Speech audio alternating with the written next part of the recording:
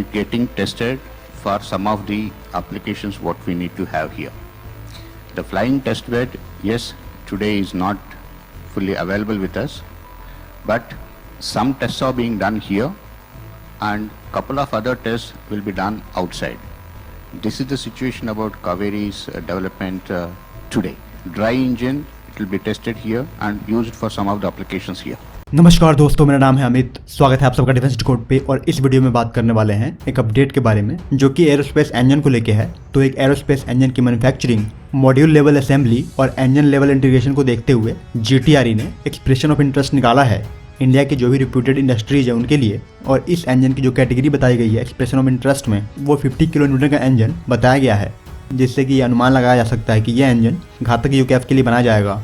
और घातक यूकैफ को लेकर DRDO chief already arrow India show के दौरान ये स्टेटमेंट दे चुके हैं कि जो अभी करंट कावेरी इंजन है उसमें से अगर आप आफ्टर बर्निंग फेज हटा देते हो तो जो आपका कावेरी इंजन थ्रस्ट देगा वो इतना ही होगा, तकरीबन 50 से लेकर 52 kN का थ्रस्ट होगा, जो कि ड्राई थ्रस्ट है।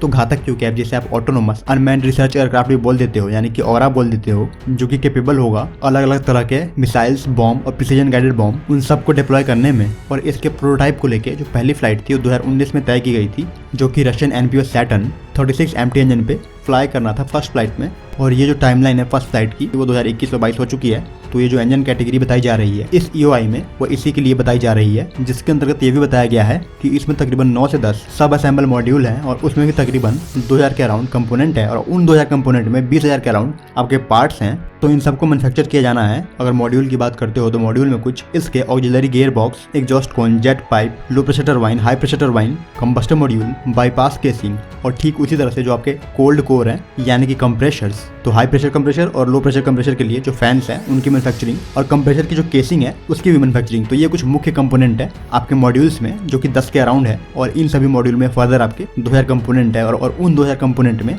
20,000 के अराउंड छोटे छोटे पार्ट्स हैं। तो इन सबको मेंशन किया गया है EOI में।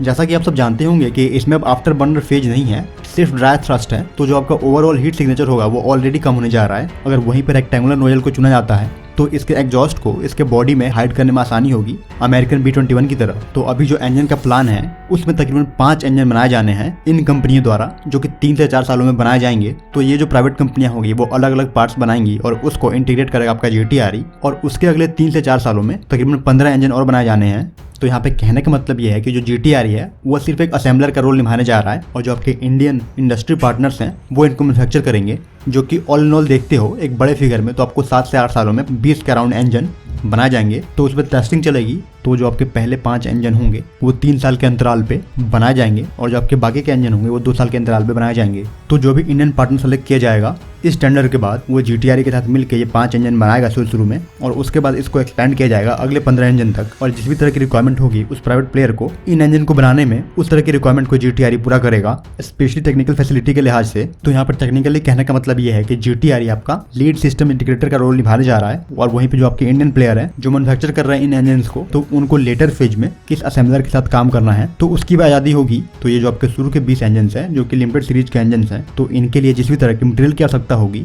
या फिर लाइन रिप्लेसेबल यूनिट की आवश्यकता होगी, तो इस तरह की सभी सर्विस जो GTRE है वो प्रोवाइड करने वाला है और वही मैनेज करेगा इनके सारे सप्लाई चेन और वही मैनेज करेगा सभी मटेरियल के रिक्वायरमेंट को। और इस एक्सप्रेशन ऑफ इंटरेस्ट में जो बात मुझे यहाँ पे सही नहीं लगी है वो ये है कि ये EOI बेस्ड है नो कॉस्ट नो कमिटमेंट पे। मतलब किसी भी प्रकार का कोई भी कमिटमेंट आपको ऊपर से गवर्नमेंट की तरफ से नहीं मिल रहा है। आप अगर इंडियन पार्टनर हो तो आप अपने पैसे लगा के ये मैन्युफैक्चर करोगे, सामने से आपके पास कोई कमिटमेंट नहीं है और आपकी कंपनी के पास 2 साल का एक्सपीरियंस होना चाहिए इस तरह के कंपोनेंट को मैन्युफैक्चर करने में। तो यहाँ पे मेरी नज़र में गवर्नमेंट को कुछ कमिटमेंट देना चाहिए था। तो इस तरह से ये पूरा सिस्टम काम करने जा रहा है। जैसा कि आप इस पिक्चर में देख रहे होंगे कि जो भी आपके अलग अलग इंडियन इंडस्ट्रीज हैं वो कंपनी प्रोवाइड करने वाली है, जिसको GTRE जाके इंटीग्रेट करेगी। तो यहाँ पे क्लियरली ये दिख रहा है कि GTRE एक तरह का इंफ्रास्ट्रक्चर देने जा रही है जो भी आपके इंडियन इंडस्ट्रीज है उनको, और उनको फाइनली सक्षम बनाने जा रही है गैस टरबाइन इंजन्स डेवलप करने में, जो कि आप कह सकते हो कि एक बेस भी तैयार होगा अगर फ्यूचर में और भी एडवांस इंजन चाहिए। और अभी फिलहाल इन बेस का इस्तेमाल जो हमारे AMCA के लिए इंजन बनाए जाएंगे तो उनके लिए कंपोनेंट मैन्युफैक्चरिंग पार्टनर्स को तैयार करना भी इसका मुख्य मकसद हो सकता है, जहाँ पे कावेरी के जो रीहीट सेक्शन है उसको रिमूव करके सिर्फ ड्राई थ्रस्ट वाले पोर्शन को इस्तेमाल किया जा रहा है, जिसमें ज्यादा कुछ रिसर्च और डेवलपमेंट की आवश्यकता नहीं है, क्योंकि ये जो सेक्शन था वो GTRE ने ऑलरेडी परफेक्ट किया हुआ है। लेकिन एक जो इकोसिस्टम होगा प्राइवेट प्लेयर्स का या फिर इंडियन इंडस्ट्रीज का वो बिल्डअप होगा जिसे आप इस्तेमाल कर पाओगे AMCA के इंजन के कंपोनेंट मैन्युफैक्चरिंग में। और यहाँ पे जो इंडियन पार्टनर है वो प्राइवेट भी हो सकता है और जो गवर्नमेंट ऑन कंपनियां हैं वो भी हो सकती हैं। और जो प्रबल दावेदार इस तरह के काम कर सकते हैं उसमें से भारत फोर्ज / पुंज लॉयड और L&T का कुछ ऐसा सिलेक्शन है जो कि इस तरह के कंपोनेंट को मैन्युफैक्चर कर सकता है। तो जिस तरह का भारत का मार्केट है एरो इंजन का मार्केट, तो उसको देखते हुए ये एक इकोसिस्टम बनाने की कोशिश की जा रही है। और इसके बारे में खबर आ चुकी थी लास्ट ईयर ही 2018 के जुलाई में, जहाँ पे ये बताया गया था कि गवर्नमेंट क्लियर करने जा रही है जो भारत के यूकैप्स उनके लिए इंजन बनाने का प्रोग्राम। तो ये कुछ ऐसा नहीं है कि सरप्राइज के रूप में आया है, इसका अनाउंसमेंट पहले भी हो चुका था और अब इस टेंडर के आ जाने के बाद ये चीजें और भी क्लियर हो चुकी हैं। इस टेंडर की डेडलाइन 10 मार्च के अराउंड है। अगर आप कोई प्राइवेट कंपनी है और इसे देख रहे हैं तो जाके अप्लाई कर सकते हैं। इस प्रकार की मैन्युफैक्चरिंग अगर है आपकी तो इस वीडियो में इतना ही रखते हैं। जय हिंद।